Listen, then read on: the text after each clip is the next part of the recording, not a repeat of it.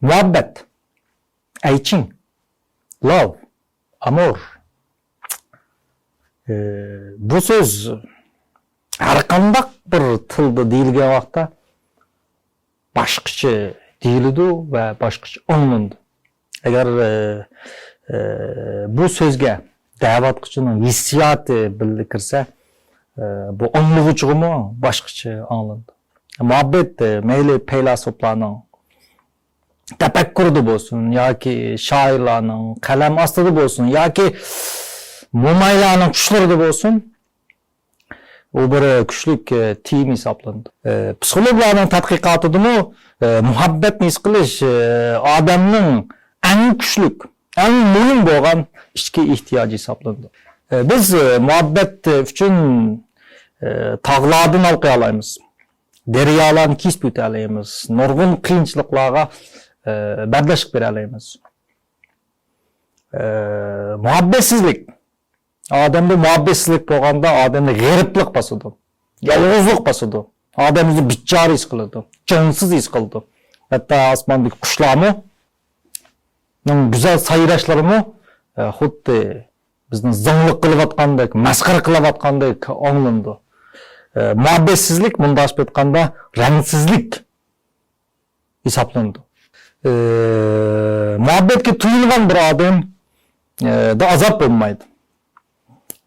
Azap bo'lgan taqdirdami yenik bo'ladi. Uning resilience, aslik qilish iqtidori intan kuchli bo'ldi. Biz hozir bolalar psixikasida bolalarda eng muhim bo'lgan iqtidorning aql emas, bilim emas, inkas emas, balki resilience, aslik qilish iqtidorining fikrligi to'g'risida biz ko'p so'zlayapmiz. Aslik qilish iqtidori. Bu deganlik mag'lub bo'lgandan keyin tezli o'zini o'ng'ish yoki qiyinchilik uchraganda tezli o'zini o'ng'isha oladigan asli kirish iqtidori. Bu xuddi yili-bor to'pga o'xshaydi. U to'pni ursak qonqiydi degan gap.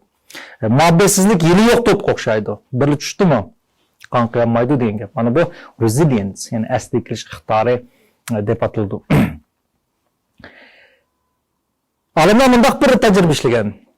Bir kishi paqa bilan bir erkak paqaning juplashayotgan vaqtda bular qizg'in muhabbatlashib juplashayotganda olimlar erkak paqining putini kesib etgan. Bu vaqtda erkak paqa xiyolda ham juplashib ekan. Tish paqining putini kesib etgan. U hech qanday buning inkas bildirmay yana juplashib ekan. Demak, bir putini kesib etish o'ylab qo'yganlar putni. Men tegma qana suv etishdim, ha? Yoki chechin jo'ngda etishdim paqalarni. Putini kesib etish. Demak, putini kesib etgandan keyingi og'riq nima? Bu paqalar his qilinmagan. Shu nurg'un vaqtlarda biz hammamiz bilamiz, ayollarning tuqqan vaqtidagi og'riqni har qanday bir ayol ajoyib bir og'riqlam deydi, tasvirlayolmaydi. Uni his qilolmaydigan og'riqlam deydi, tasvirlayolmaydi. Balkim erlar biz mangu u og'riqni his qilolmasligimiz mumkin. Ammo biz nimani tavsiya qilamiz? Dal tug'atgan vaqtda agar ayol o'z yaxshi ko'radigan odamining yenda bo'g'inni ko'rganda, uning yenda qo'lini tutib turgan vaqtda amaliyotda tuqqan vaqtidagi og'riq 60% tuvallaydi degan. 60% so'nggi vaqtda. Demek muhabbet ko'pincha vaqtlarda odamdagi nurg'ulg'an og'riqlarni, nurg'un azoblarni o'rin bosalaydi, purtalaydi, yeniktalaydi degan gap. Farzandlar bildigan, bolalar bildigan barliq masalalar. Psixik kasallik. Yoki bo'lmasa nurg'un yomon odatlar, qilqsizliklar. Bularning hammasi 99 emas, hammasi 100% hammasi muhabbatsizlikning ifodasi. Albatta, har qanday ota-ona bolani yaxshi ko'rdi. Unga muhabbat berishga tirishadi, muhabbat berdim deb qaraydi. Ammo bola yaxshi ko'rilgandek his qilamdi. Bu cho'ng savol belgisi. Shu nurg'un bolalarning og'zida anasiga yaqdasiga sen meni yaxshi ko'rmaysan degan gaplarni bek chiqdaymiz. Ota-onalar bunga hayron qoldi. Bolam men seni yaxshi ko'rman deydi. Uni yaxshi ko'rgan emas, ammo qarshi tarafdan yaxshi ko'rilgandek his qilishi bu yana bir masala. Biz bu to'g'risida so'zlaymiz. Albatta, ota-onalarning bolalarga muhabbat belgisi bor. Her bir adamın karşı tarafki muhabbet belgisi var. Erinin ayalga, ayalının erge, balının atanıga, atanının balaga, dostlar bir-birisiga, qo'shnilar bir-birisiga muhabbet belgisi var ama qandaq berdi? Qandaq bo'lsa bergen bo'ldi. Bu nurg'un odamlar bilmaydigan, ammo bilish tegishli bo'lgan, qilish tegishli bo'lgan muhim iqtidorlardan birisi hisoblanadi. Undaq bo'lsa biz dastlabda muhabbet qandaq shakllandi? Muhabbet qandaq shakllandi? Aşıqlıq qandaq shakllandi? Yaxshi ko'rish qandaq shakllandi? Mush to'g'risida biz inchik to'xtalib baqaylik vaqtda. Biz buna javob berishdan burun muhabbet degan nima degan savolga javob berib baqaylik. Nurg'un odamlar muhabbet degan nima desa, buningga o'lchamlik javob berolmaydi. Albatta bu eshituvni his qilgan bo'lishi mumkin, ammo buningga zal nima desa nurg'un odam javob. Muhabbetning eng o'lchamli javobi nima deganda muhabbet qo'rqishning yo'qoldi. Qo'rqishning yo'qoldi. Bundash aytgan vaqtda qarong'ulik dal yo'ruqlikning yo'qoldi. Yo'ruqlik kirdikan qarong'ulik olmaydi. Qarong'ulik cho'si yo'ruqlikning yo'qoldi. Ondan sonra yorukluk çoğusu karanlıkның yo'qoldi. Bu doktor aytgan vaqtda qo'rqish va muhabbet dal ikki siziqning ikki uchida ikki ekstrem altida turadigan gap. Shuna muhabbetni biz qo'rqishning yo'qoldi deymiz. Unda qolsa qo'rqish degan nima? Odamlar nimadan qo'rqadi? Mayli siz qandaq odam bo'lsangiz qatnazar, odamning vujudida qo'rqish tuyg'usi bo'ldi. Bu xil qo'rqishdan iborat bu tuyg'u ko'pincha vaqtlarda siqilish, xushallanmaslik, tiz jili bo'lish, uxlayolmaslik, pasib xiyollarni ko'p qilish qatorliq shakllarda ifodalandi. Bu ifodalanishi. Shu odamlar ifodalagan ichim siqilyotdi, ochig'im kelyotdi,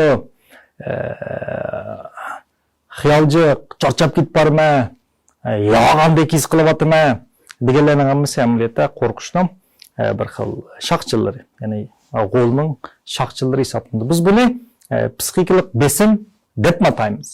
Psixikalik besim deb ataymiz. Shu har qanday bir odam o'xshamagan darajada mushkil psixikalik besim altida yashaydi.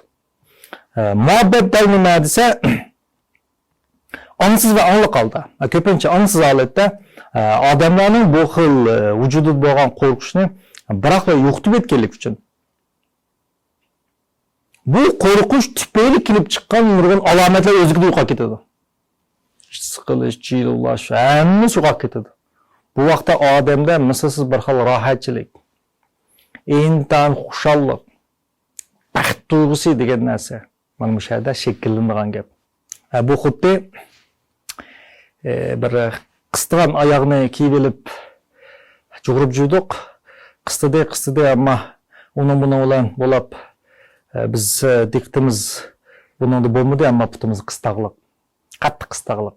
Bu qistaqan tufayli qon tomir qonlar ma'mayotgan. Kechdi kirib oyoqni vashshi selib etganda ondan biz putimizning qanchalik qistaqanligini his qilamiz. Demak, oyoq selish bilan odam bir rohatlik kirgandek, muhabbet kirgan aman dal qo'rqishdan iborat. Bu narsa tabiiy yo'qaydi. Bu yo'qolgan vaqt shu desa, bu yo'qolgan vaqtda bu xuddi bunday narsa sap yo'qolgan vaqtda ma'litda qo'rqish holatida shakllangan odam badanida bo'ladigan bayotin degan barliq beoramchiliklar. Hammasi ochiqlashdan tortib bir hammasi shunday ifodasi. Biroq yo'qolib ketgan vaqtda odam ajoyib rohat holatga qoldi. Cümleden nurg'un ballardaki nurg'un qiliqsizliklarni nimasi o'ziga yo'qolib ketadi. Chunki qiliqsizlikning hammasi amaliyotda ballardaki muhabbet talab qilish-ku, mehr talab qilish. Bunday qilgan vaqtda diqqat talab qilish-ku. Shunga suyimsiz vaqtdoshlar, dunyoda muhabbetdan kuchlik dori yo'q. Muhabbetsizlikdan kuchlik zahar yo'q.